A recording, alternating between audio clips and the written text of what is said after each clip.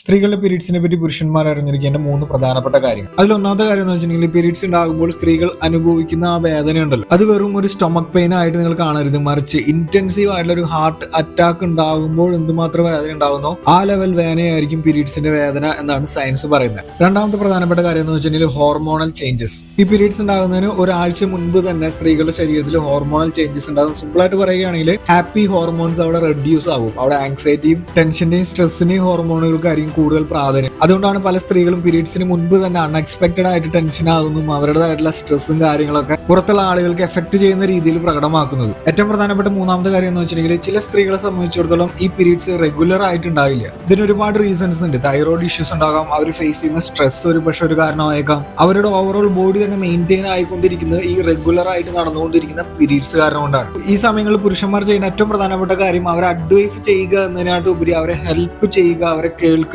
അവർക്ക് ഒരു ഗ്ലാസ് ചൂടുവെള്ളം എടുത്ത് കൊടുക്കുക, ഭക്ഷണം പാകം ചെയ്ത് കൊടുക്കുക, അല്ലെങ്കിൽ ഭക്ഷണം ഓർഡർ ചെയ്ത് കൊടുക്കുക. ഇതേപോലുള്ള സിമ്പിൾ ആയിട്ടുള്ള കാര്യങ്ങൾ ചെയ്യുകയാണെങ്കിൽ തന്നെ അവരെ ഒരുപാട് റിലാക്സ് ആകും എന്നുള്ളതാണ്.